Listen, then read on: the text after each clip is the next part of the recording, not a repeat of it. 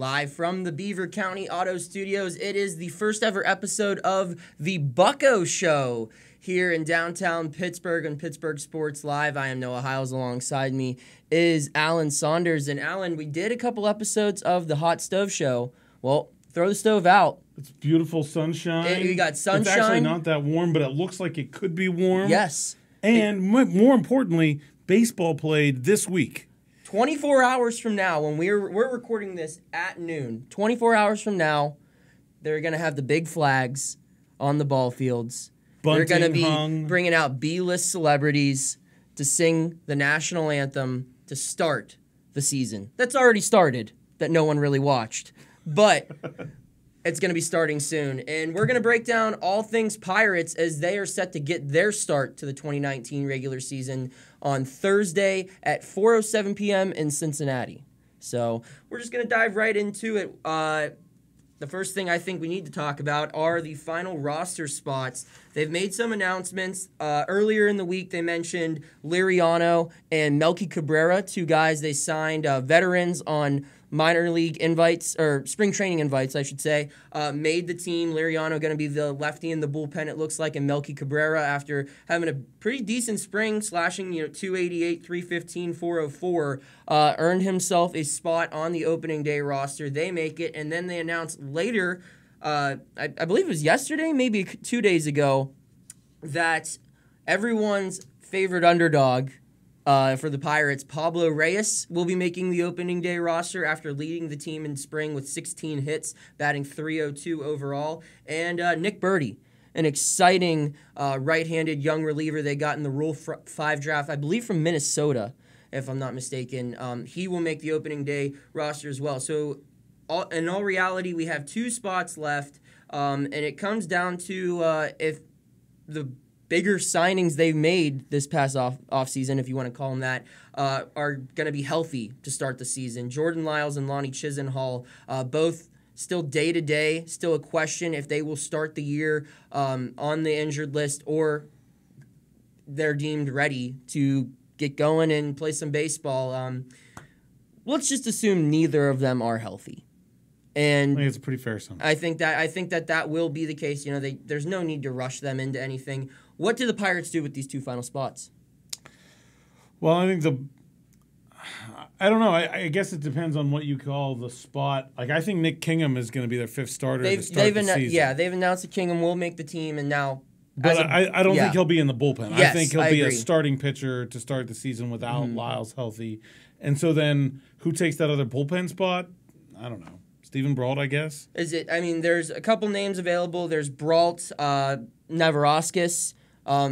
They've already announced they announced that Feliz will be in AAA to start the year. Did they say anything about that or no? He's already been they already optioned him. So they can always recall him. So my guess would be Brault would be the easy pick, just because you're moving Kingham into that fifth spot. I would agree that would be what they would do, and you put Brault as the long reliever until Lyles is ready to go. I think that would be the move there. And then as far as the other spot, maybe they add another person to the bullpen. They do Neverauskas and Brault, or they get creative with the final position player. If they want to bring another one on, I could see them going. I think Osuna would probably be the favorite to take that spot, but there's other guys. J.B. Shuck has had a very interesting spring training for the Pirates. I think it would not surprise me if he sticks around for a few days anyway. For lack of a better option, really. I mean, not that Osuna is a terrible option as a fifth outfielder, third first baseman type, but I mean, I think Shuck's probably a better fielder. If you're looking at, like, okay, how are the Pirates actually going to use this player? I mean, the three starting outfielders are going to be the three starting outfielders. It's going to be days off. It's going to be injury replacement. So I don't know. It wouldn't totally surprise me to see Shuck stick around. So what do you think of this lineup when you're looking at it? Obviously, you have the injured list with Polanco and Diaz. They're going to start the year on the injured list, and then we're assuming that it will be Lyles and Chisenhall joining them. More than likely, you're going to see all four of those names rejoin the team in a couple of weeks. Certainly 3 of the 4. Yeah. I think Lyles, I don't know. I mean, I think they'll probably want him to go through the rehab process, and we'll see how injured he is. I don't know, but his results in spring training were not exactly encouraging. Yeah. And so I think that one's a bit questionable. I mean, if they put Kingham in the rotation and he has a 2.50 ERA at the end of April, he's going to stay. So I guess we'll see. But, I mean, the lineup is what we thought it was going to be a month ago. I mean, I don't think there's been a lot of surprises. I'm personally a little bit surprised by them declaring Jung Oh-Gong and Eric Gonzalez as starters. Yeah. I don't know how much that means. They're starters on opening day. Does that mean they're starters on Sunday? I don't know. But I think both of those positions are probably third base and shortstop better off with some kind of platoon shared role, just because Gonzalez offense very questionable, especially against left-handed pitching. Yeah. And Gong, I just, I have a hard time envisioning a 31-year-old who spent an entire year away from the game essentially, and the little bits and pieces of baseball he played around that time off, terrible.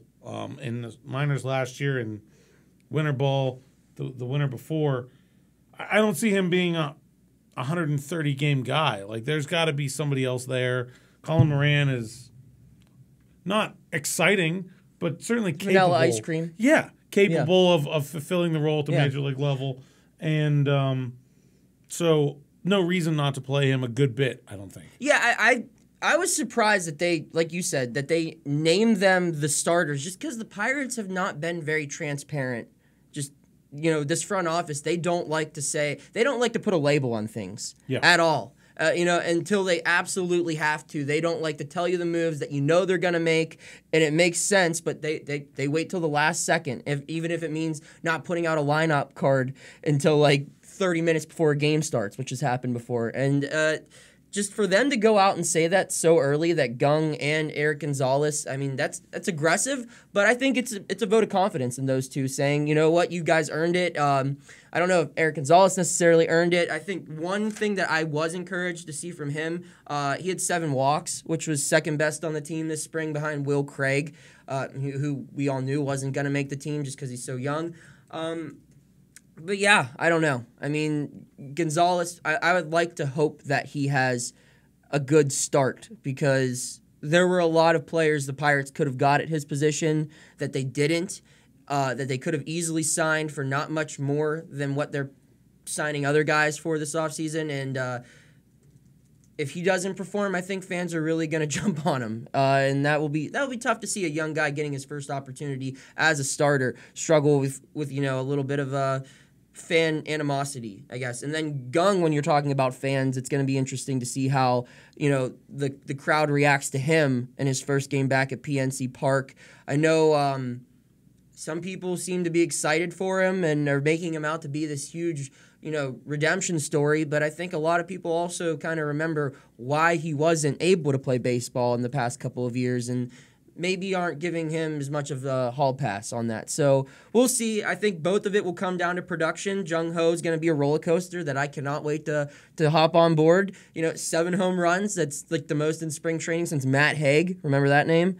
The hit collector. Oh yeah, and but he also led the team in strikeouts with 18. So it's gonna be a wild ride that I cannot wait to buckle in for. And if all else fails, we got Vanilla Ice Cream, Colin Moran waiting there at third base until they finally wise up and call up Brian Hayes, which won't probably be until next year. Yeah, I'm very skeptical that Gung's hot spring, if you want to call it that, because like you said, it was actually very hot and cold. I'm all for it. I'm very skeptical of that continuing into the regular season. I expect him to struggle a good bit. Maybe not consistently, but I don't think he's going to be the same player. I want him to be Jung Ho Dunn, like Adam Dunn, just home run or strikeout, and that's about it. Maybe a walk here and there, but I want his BABIP to be like 200 or lower. I just want him to swing for the fences every time. We need that from him. Not really, but I would love to see it. So moving forward. Well, one more thing about Eric Gonzalez before we get. You said it's important for him to come out to a hot start. Mm-hmm. Pirates start with Reds, Cardinals, no left-handed pitchers. That's good. Yeah. So I think that's an interesting sort of part of the dynamic there, is that they're going to start against all right-handers. So maybe there is an opportunity for him to get that hot start. And I think that something that will be in his corner where he talked about not facing left-handers, historically Clint Hurdle, when they give a guy an opportunity, he will stick with it. He will make sure that they get enough reps to see what he is all about, the player is all about. So if he goes 0 for 4 the first 3 games of the year, I still expect him to be in the starting lineup for the home opener on Monday. And they're gonna grind him out until they really know what he's capable of, and then they will address it from there on out. So moving forward, I just want to go through each phase of the team, position groups, and give a letter grade. Okay. The second semester is halfway through. People are taking midterms right now in college. We're going to see what the Pirates' GPA looks like. We'll start off with the starting pitching. I will give the starters a B+. Yeah, that sounds pretty fair to me. Yeah, I think the 1 through 3 is really good. If Archer can obviously live up to the hype that he didn't really do last year.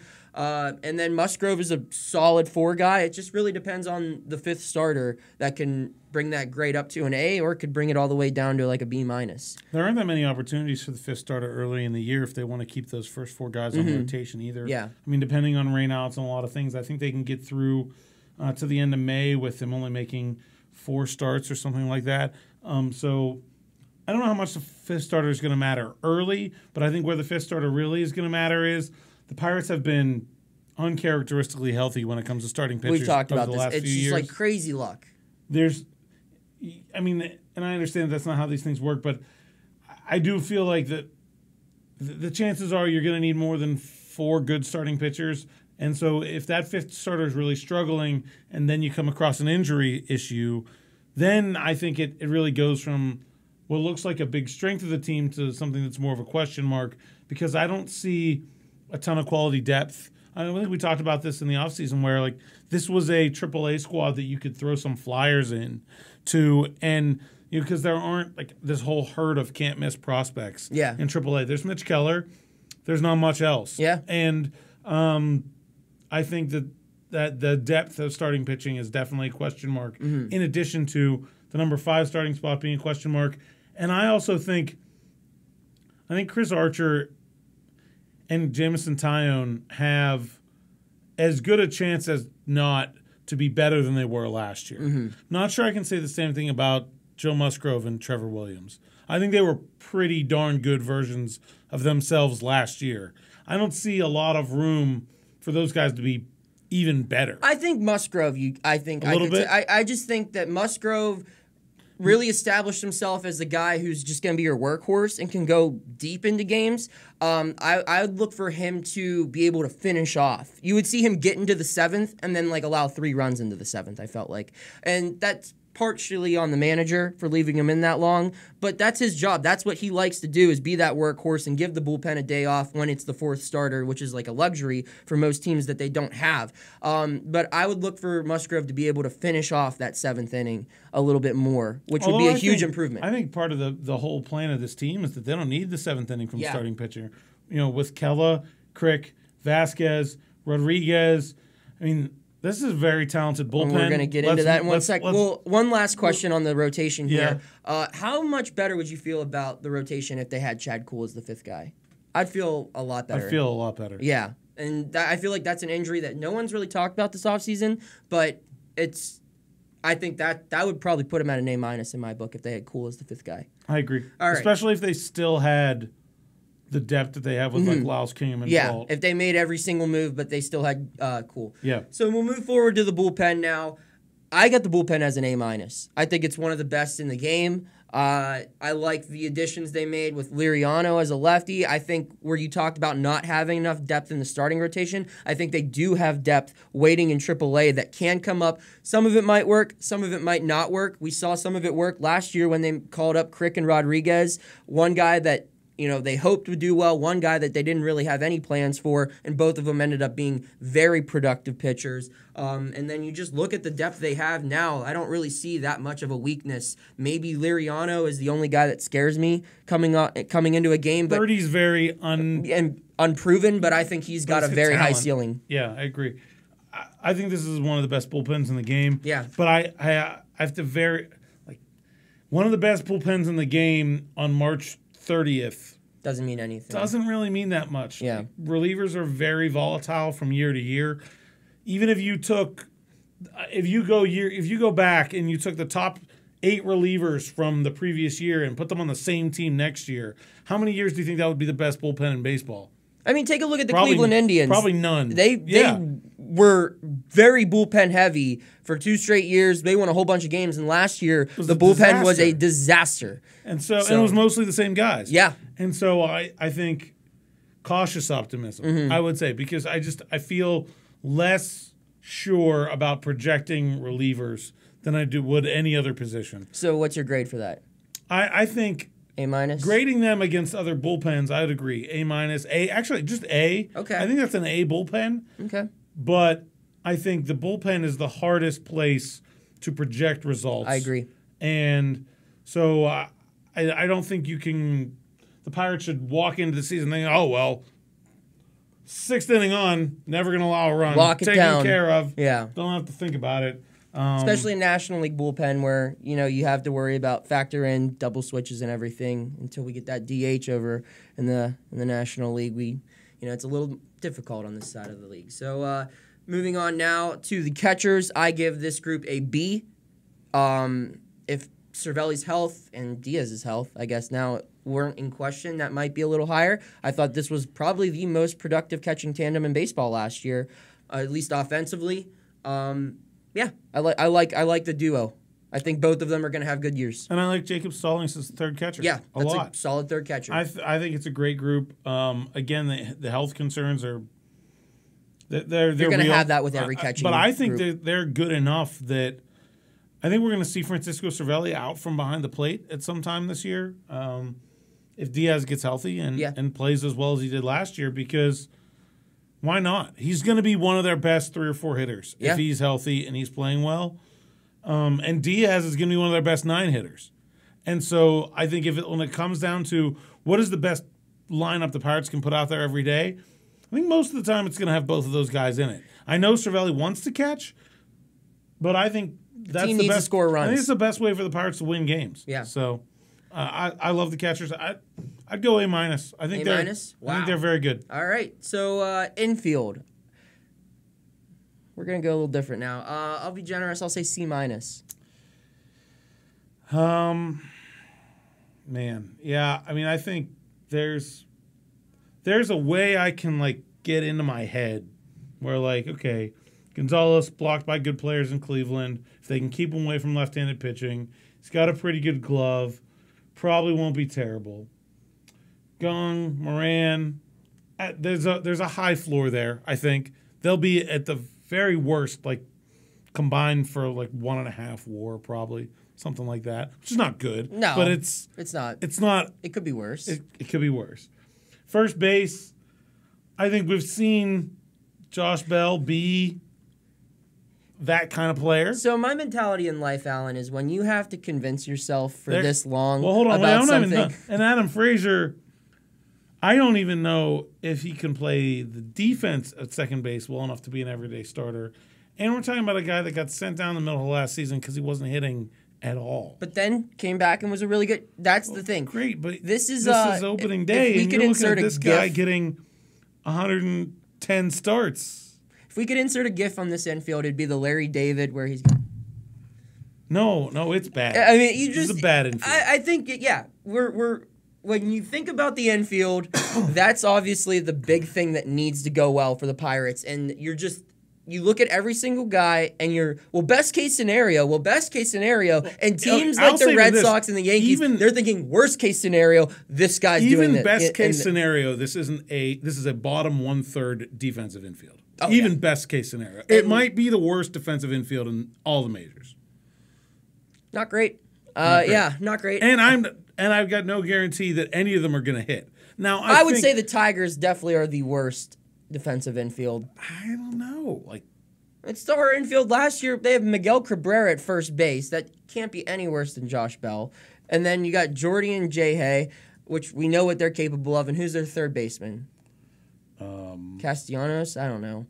But nonetheless, I don't want to get too big into the debate between the Pirates and the Tigers' defensive infield abilities. But I'm just saying, Yeah, defense isn't going to be great. The offense is still going to be a big question. There are some high ceilings. If Jung Ho can get back to his old form or at least be a productive power bat, that's a good thing. If Josh Bell, despite, what do I have him here as?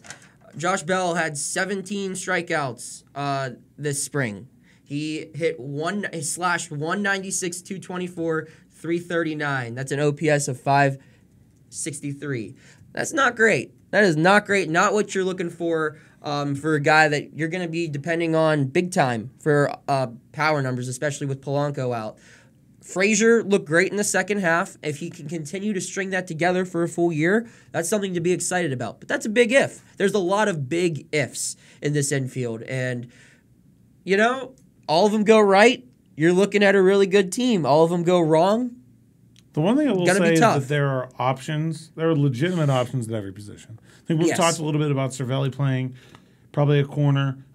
We talked about Osuna being able to play first base. There's guys in AAA like Hayes, Tucker, Newman, Kramer, Craig, that if things go really poorly could come up. But I don't like the thing about this infield is that I don't think any of them are going to be bad enough to be giving up on DFA'd. Yeah. They're just not going to be good enough to be a winning unit. And it's a really tough spot. I feel like it was the same spot they were in when they had Mercer and Harrison. That those were like guys that were just kind of okay, not really bad enough to just like kick them to the curb, but not really good enough to win with them either.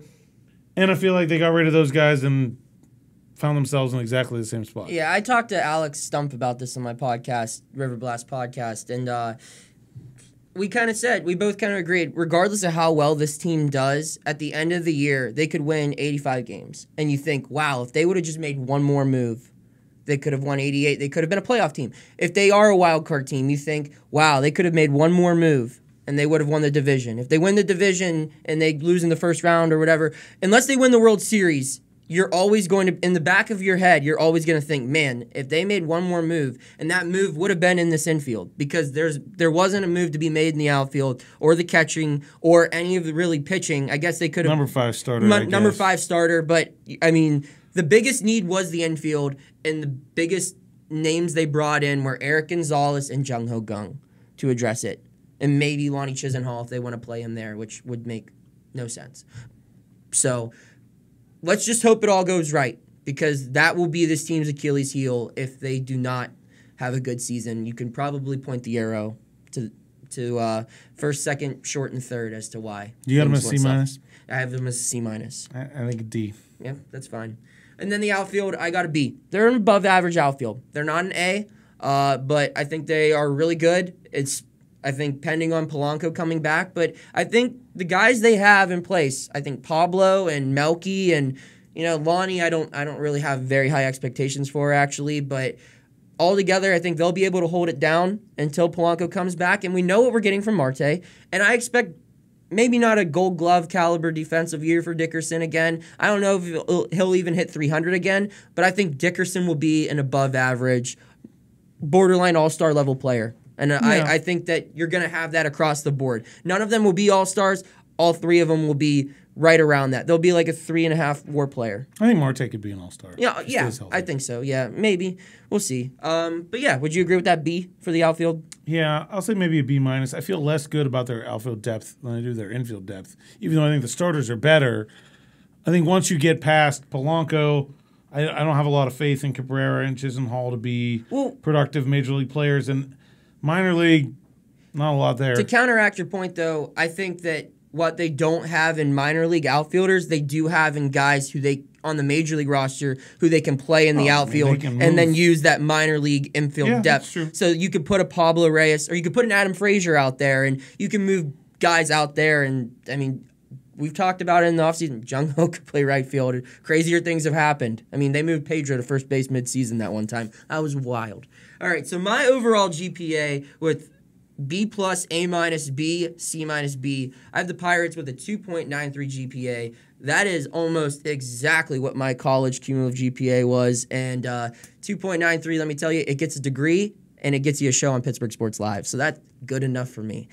So Neil, Does next year. Does it get you into the playoffs? I don't know. We can't answer so. that. We'll find out. Yeah. I don't think so. I don't think so either. So real quick, we'll go through. I think my top 3 most important players. You can agree or disagree with this. I have number 3, Adam Frazier, just because last year the Pirates, they went through leadoff hitters like nothing I've ever seen. I mean, it was just every game, it was just a different guy. Anyone from Max Moroff one game to, I mean, Dickerson had that run where he was batting leadoff. They tried Bell, they tried Cervelli, obviously Frazier, Sean Rodriguez. I mean, they tried everyone there. If Frazier can be that consistent guy, and regardless of how his defense is, if he can be a consistent bat in the lineup, something the Pirates have desperately needed. They really only had one consistent hitter throughout all of last year, and Dickerson. Maybe Marte, you could say, was... Cervelli was pretty Cervelli was when he was healthy. When he was healthy, yes. If they can have two guys who can remain healthy and consistent at the plate, that will be huge for them. I think Dickerson will be that one guy. I'm looking for Frazier to be that second guy, and that will make up for anything that he does poorly in the field. My number 2, Josh Bell. To me, he's probably the biggest X factor. I wouldn't say he's the most important, but he's the biggest X factor. If Josh Bell hits 30 home runs, this team goes to the playoffs, in my opinion. I mean, they haven't had a 30 home run hitter since Pedro, I believe. So you're gonna need someone to step up and hit the ball out of the yard, especially like we said with Polanco out for the first couple weeks of the year, and he's gonna not be in midseason form till legitimately the middle of the season, like June, July. So you can depend on Gung, but you would ideally like to depend on Bell a little bit more to improve his defense and definitely improve those power numbers. And my number 1 most important player for this team, I think that this guy, I have faith in. The other 2, I'm kind of hesitant to put my faith in, especially Bell. But this guy, I'm confident in him, is Jameson Taillon. I put a lot of faith in JMO. I believe that he can be, one of the best pitchers in the game this upcoming year. He can take that next step. I think he will be an all-star. My only concern for him is health. They really had a big jump in his innings pitched last season. I think he went from maybe 110 to 190 or something, if I'm not mistaken. We could take a look at that right now. I just don't hope, or I hope that big of a jump between one season, adding on that many innings, doesn't come back to bite him and he doesn't have a lot of baggage. But I think that 133 to 191. Yeah, so 60 plus innings. Normally, really 147 to 191. Okay, so not as big as a jump, I guess, as I like to imagine. But overall, still, I just hope that he can stay healthy and avoid a big injury. And because when he's healthy, he's been lights out, especially since he added that slider. So I'm excited to see what he can do as, I would say, the leader of this team and the best player on the team. Would you agree with those 3? I think I agree with Taillon. I'm not sure about the 2 hitters. I think I would probably pick Cervelli because I think his health is really the most, to me, that's the biggest question mark. Because if he's healthy and he's playing like he did last year, I think that opens up so many options for them to play Diaz more, to play him at other positions.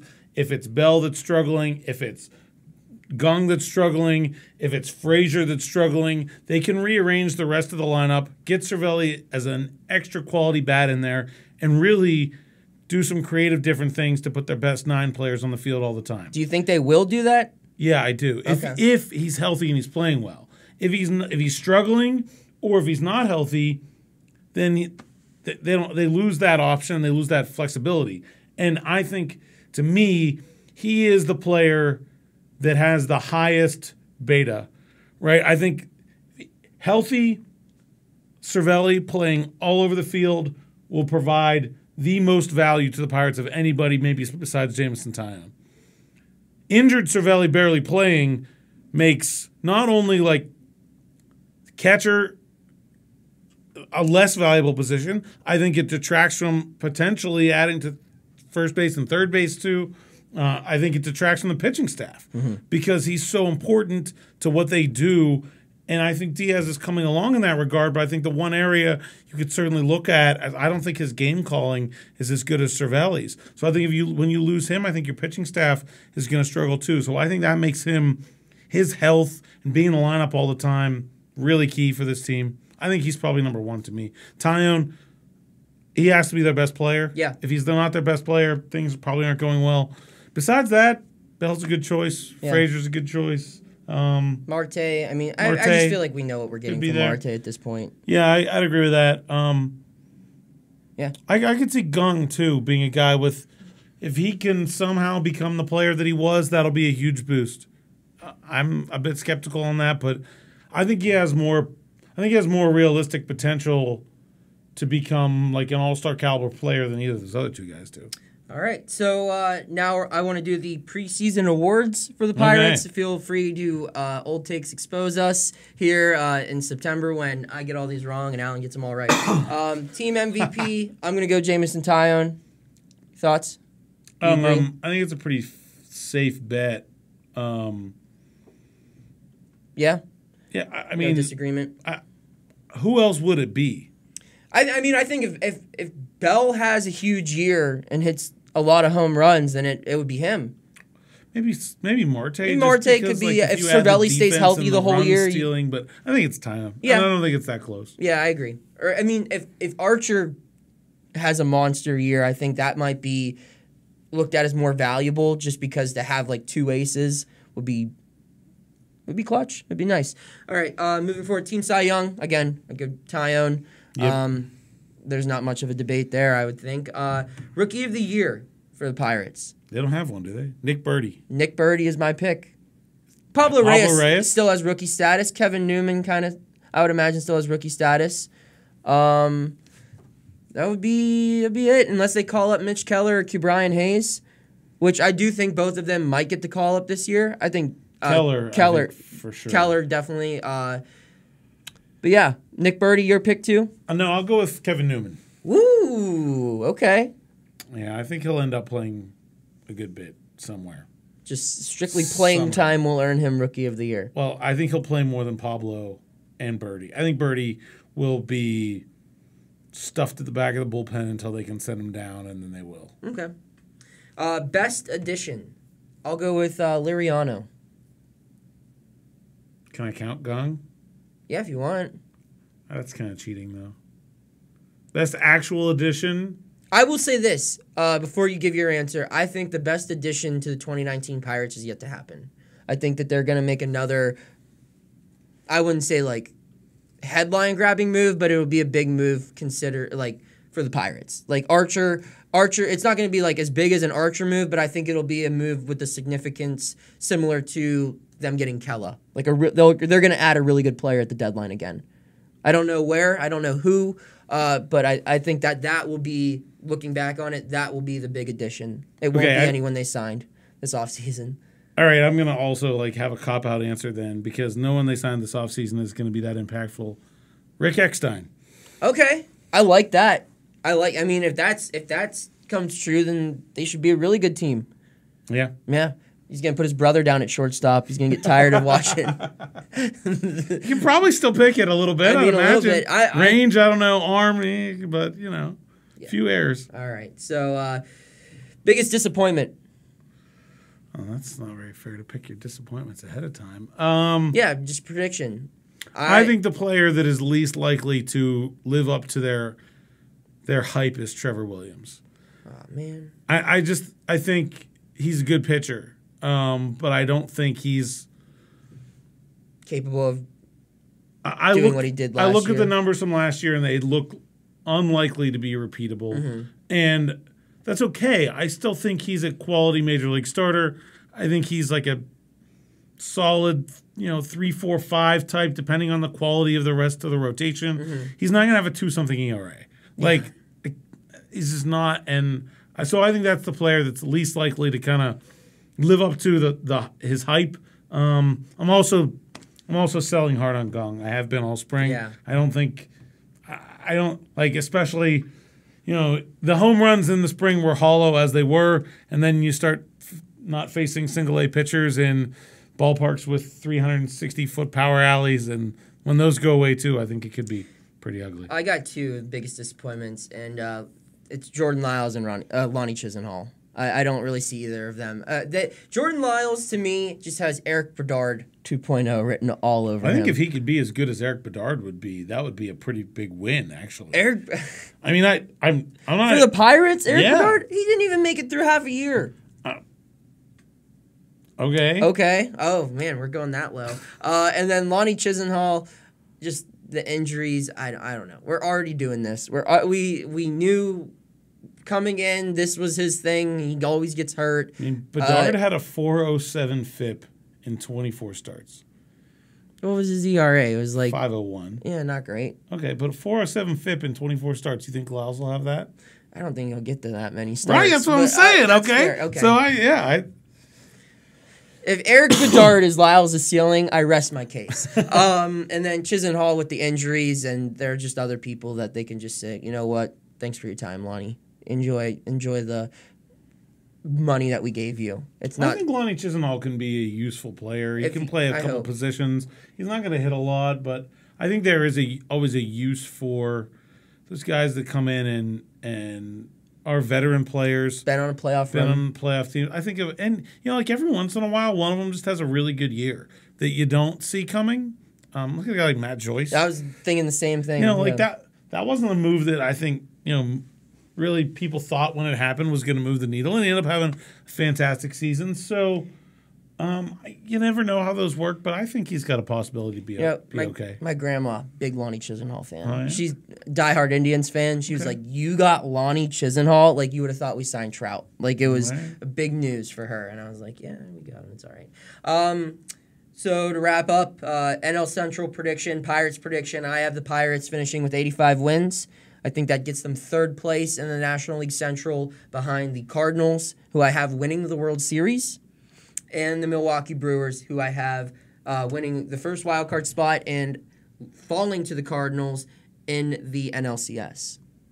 So I think they beat out the Cubs. I think the Cubs finished like 500, and they fired Joe Madden at the end of the year. And I think, the Reds, I'm just going to enjoy watching them trade everyone who they just got. Yasiel Puig's going to be a Dodger by May. He's going to be back in L.A. They told him, hey, don't even sell your place, man. You'll be back. I've been thinking about this a lot. I think the Pirates are probably – I'm going to go with 83 wins. I think they'll probably be in fourth place in the division, but pretty close to the Cubs, and I don't think either of those two teams will make the playoffs. So you have Milwaukee and St. Louis? Yeah. Who wins the division? St. Louis, or you going Brewers? I think St. Louis. I like their young pitching. I like their overall depth of talent. I think the Brewers' defense is a huge question mark. What about it? What about it? It's awful. If you can hit, you get out. You get over to Milwaukee. Yeah. It doesn't matter. Apparently, I love it. I love it. They're gonna bring Prince Fielder back. The Brewers are the Big 12 football of the major leagues, yes. And I'm all for it. No defense. They're the Texas Tech. Yeah, just gonna Cliff score Kingsbury runs. Keep scoring. Their pitching staff is okay. I don't mind their pitching. There's not a lot of big names there, but I think they get the job done. They got a good manager too. I think Council's probably one of the best managers in baseball. But I think the Cardinals are more talented. I think their pitching is better. Their defense is obviously better, and I think they can hit enough. Yeah. I don't know about a World Series team, but I think they're the best team in the division. All right. That'll wrap it up. Be sure to give us a follow on all of our social media platforms. A big thanks to Beaver County Auto Studios for making this all happen. And we are excited to continue the Bucco show throughout the 2019 regular season. I will see you all next time.